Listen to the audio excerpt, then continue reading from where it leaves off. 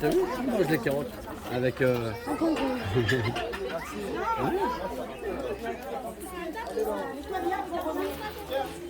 il y a Marley, TCO.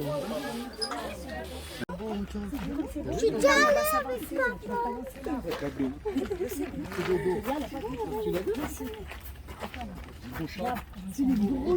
papa, regarde, il y a la ferme. Ouais. Oh bah là, je t'ai dit, après c'est ça, ils se mettent à l'ombre. Hein. Ah, ça fait des sacrées peluches. Hein. Hein, ça fait des belles peluches.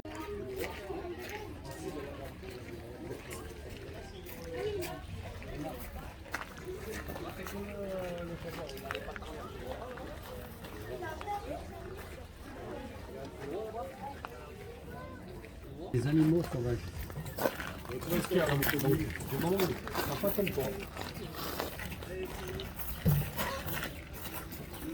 Liberté. Non, il n'est pas en liberté, regarde, t'as vu? Il ne peut pas s'envoler, il peut pas. Voilà. C'est marqué animaux dangereux ne pas toucher. C'est quoi ces oiseaux? C'est des Caracal. faucons. La tête C'est jaune. le caracal à tête jaune. Alors fais voir lui, c'est quoi? C'est lequel à ton avis? On pense que c'est le premier, c'est plus color. Voilà.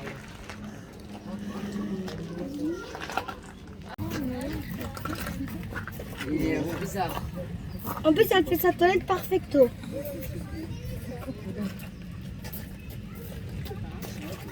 Si, c'est...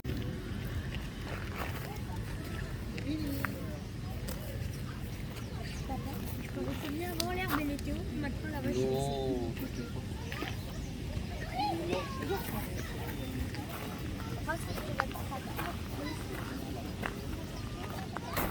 C'est ça qui t'intéresse? Alors bah tu attends.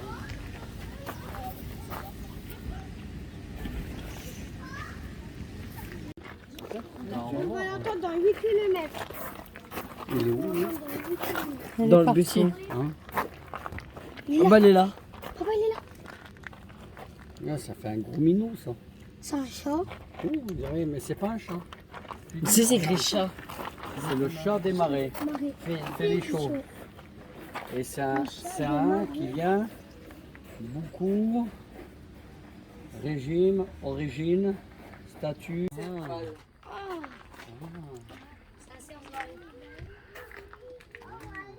C'est un val.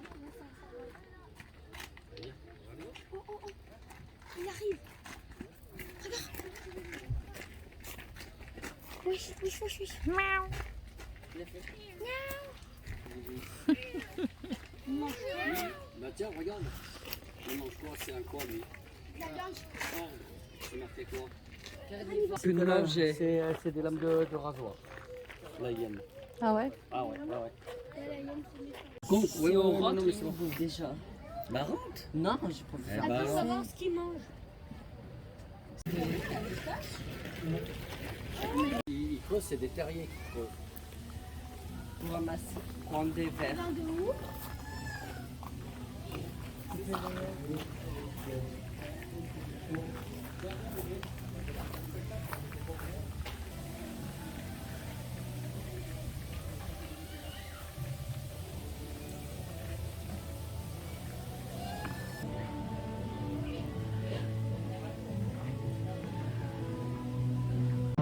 Bah ouais. Prédateur. Alors nous allons pouvoir débuter notre nocturne sur toute la partie de notre planète, en passant par les milieux tropicaux, les milieux Ça, c'est un métier, désertiques. Ça, c'est un Alors voici métier. une Ça. première chouette à nous rejoindre, une chouette leptogramme qui nous vient des régions d'Asie du Sud-Est. Ça, c'est un métier, ça. Une deuxième Allez, chouette à nous ça, c'est un rejoindre, métier, une ça, chouette mon chéri. lapone qui elle nous vient des régions nordiques de notre planète, de la Laponie, le nord de la Finlande, le nord du Danemark, les régions froides.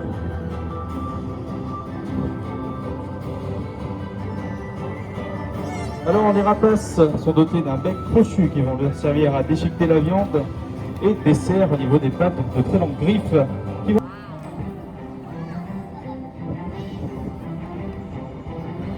Alors nous allons pouvoir différencier chouette et hibou par une petite particularité. Regardez au-dessus de la tête de notre grand-duc et ça sera valable chez tous les hiboux. On va pouvoir retrouver deux petites plumes au-dessus de la tête qu'on appelle les aigrettes. Alors ce ne sont en aucun cas les oreilles de le perchoir, uniquement la tête qui tourne. Il nous fait la belle démonstration. Car les yeux de ce rapace sont fixes dans les orbites. Voilà, il n'y a que la tête. Ne peuvent en aucun cas bouger les yeux de droite à gauche ou de haut en bas. Donc pour pouvoir localiser une proie ou un danger, il va tourner la tête. T'as vu? T'as vu comment il tourne la tête? Ouais, il peut. Oh, il arrive à. Attends, il va arriver. Et bien évidemment, avant de pouvoir quitter son perchoir, il va devoir s'assurer qu'il n'y a aucun danger qui court, localiser la proie.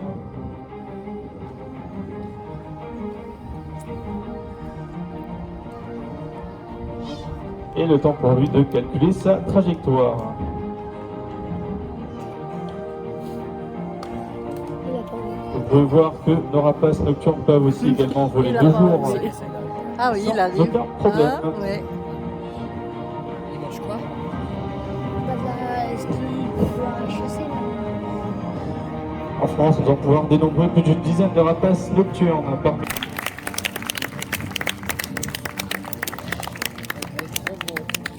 C'est un des plus. Regarde.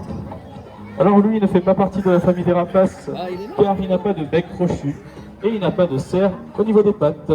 Tu vois ces petits reflets bleutés au niveau des ailes de notre kookaburra, visibles uniquement chez les mâles.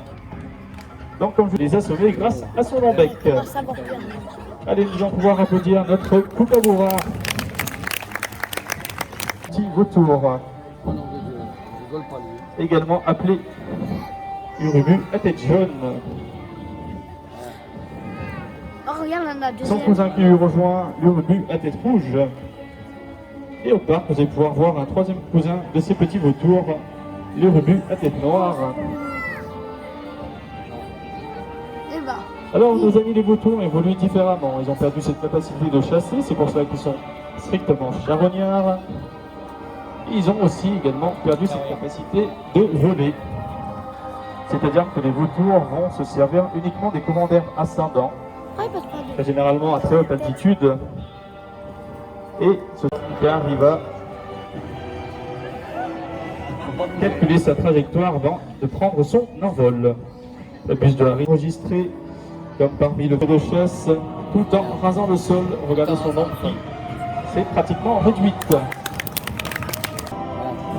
On l'a très souvent confondu avec un aigle dû à son gabarit, mais des études scientifiques ont bien démontré qu'elle faisait bien partie de la famille des buses. Et en plus, c'est Elle vient du Chili. C'est du Chili. T'as vu, il le pose. Alors, son acuité visuelle est très développée, elle n'a rien à envier aux rapaces nocturnes car elle aussi voit. C'est un oiseau de bas vol, elle va toujours raser le sol pour réduire la taille de son ombre. Alors notre buse bleue du Chili va très généralement vivre en couple pour pouvoir chasser des proies bien plus grosses, notamment du renard gris qu'elle va pouvoir retrouver dans la cordillère des Andes. Et cette couleur ardoisée qui lui vaut son nom, buse bleue du Chili. Le prochain oiseau à nous rejoindre est monté sur échasse. Très longue patte, un très long bec, c'est la cigogne blanche. C'est quoi une cigogne? La cigogne. C'est elle qui est... Ah, ah. Voici la cigogne blanche. Alors la cigogne blanche, montée sur les chasses, tout simplement pour pouvoir chasser dans les milieux maraîchers, ont le bec et les pattes entièrement noires pour se... Alors on a toujours dit que la cigogne était un animal à ramener des bébés à la maison, mais vous doutez bien que c'est en aucun cas possible, car elle ne peut pas transporter les bébés, vous doutez bien, ça serait trop lourd pour elle. Mais avoir une cigogne sur le toit de sa maison est signe de progéniture. Alors dans notre région, nous n'allons pas pouvoir voir de très grands groupes de cigognes, car nous ne sommes pas sur un lieu, une trajectoire de migration, mais nous allons pouvoir voir quand même des grues qui ressemblent un petit peu aux cigognes. Alors nous allons pouvoir laisser repartir notre cigogne blanche et nous allons pouvoir l'applaudir, lui faire un tonnerre d'applaudissements. Du loup, là, par contre. Hein? Hein, bébé? Oui.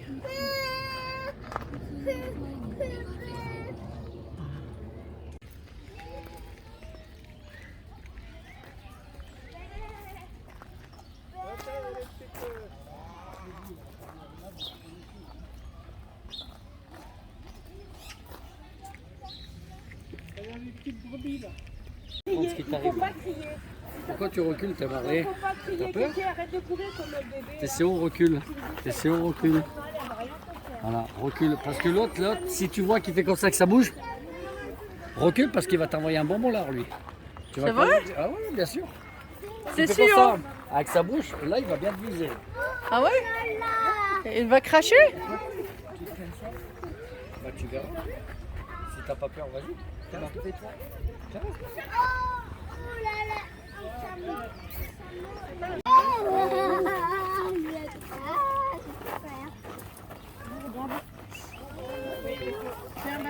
Tiens, respire la tête, mais pas la bouche. Sur la tête. Voilà.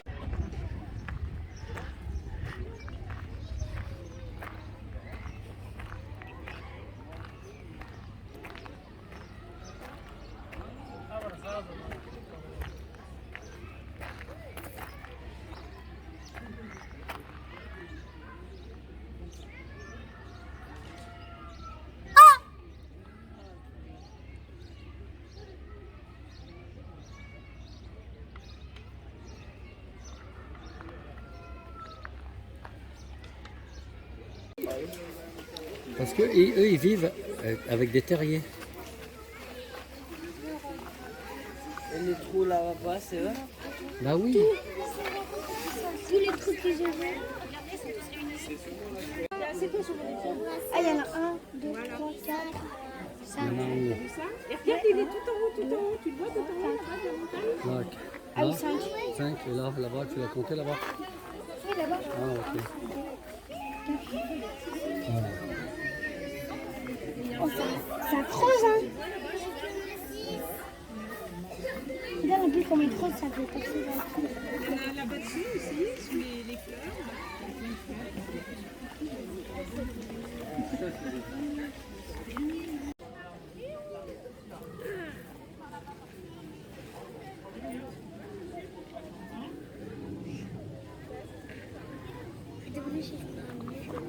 Profitez, les soigneurs, on est là aujourd'hui, donc n'hésitez pas à nous poser tout un tas de questions, que ce soit même pour tous les animaux. Tu le veux?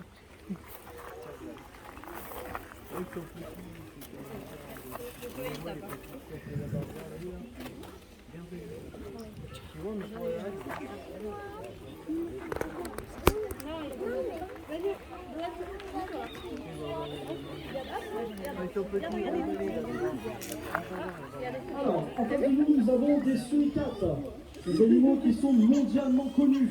Est-ce que quelqu'un peut me citer pourquoi ces animaux sont aussi connus? Non, pas l'âge de glace. Le roi lion. Le roi lion, exactement, le roi lion. Parce que cet animal, on va souvent l'associer forcément à Timon, qui lui-même est un suricate. Le seul truc, c'est qu'avec Disney, ils ont un peu modifié la réalité.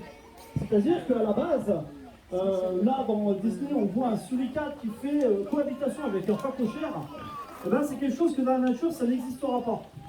Par contre, la mangouste, elle va vivre à côté des phacochères. Pourquoi? Pour les déparasiter. Donc à ce moment-là, ils vont créer ce qu'on appelle une alliance. Ah, là, c'est mieux. Le seul truc, pourquoi ça n'a pas été une mangouste qui a été présentée à Disney? Parce que la mangouste, elle est beaucoup moins cinématographique. C'est pour ça que c'est le suricate qui a été mis en avant et où là, on a un tout petit peu modifié la réalité. Après, ce qui est réel dans le royaume, c'est des animaux qui vont manger principalement des insectes. Néanmoins, ça reste de très gros prédateurs. Pourquoi? Parce qu'ils vont pouvoir s'attaquer à un tas d'animaux qu'on va pouvoir retrouver. Notamment, on va retrouver du scorpion. Le scorpion est un animal qui est venimeux. On va retrouver aussi du scolopendre. Le scolopendre, ça ressemble à un mille-pattes géant qui a une morsure qui peut être fatale pour certaines personnes qui sont cardiaques. Mais aussi, il y a des animaux tels que quelques volatiles, des choses qui se font rares, mais ça peut arriver. Et bien sûr, du serpent. Le serpent qui peut être amené très facile pour que le suricate puisse se nourrir correctement. Donc, ce sont des animaux qui sont bien mignons comme ça quand on s'en approche. Là, vous m'avez vu tout à l'heure, depuis tout à l'heure, il se passe rien, c'est quelque chose. Ils viennent vers moi, ils viennent me sentir, etc. C'est pas pour autant que je vais m'amuser à les caresser ou à les toucher ou à les attraper. Pourquoi? Si, admettons, je mets ma main au-dessus d'un suricate, eh ben, le réflexe, ça va être la morsure. Parce que cet animal, je rappelle, c'est la sentinelle du désert. Pourquoi la sentinelle? Parce que bien souvent, quand un groupe de suricates colonise un endroit, eh ben, il y aura toujours certains individus qui vont surveiller les alentours et le ciel. Pourquoi le ciel? Parce que quand un rapace se pointe au-dessus de la tête des suricates, eh ben, le rapace peut plonger et piocher un suricate. Donc à ce moment-là, les cerfs se referment sur le suricate et c'est fini pour lui. C'est pour ça qu'on ne s'amusera pas à les attraper ou même à les caresser. Ça arrête des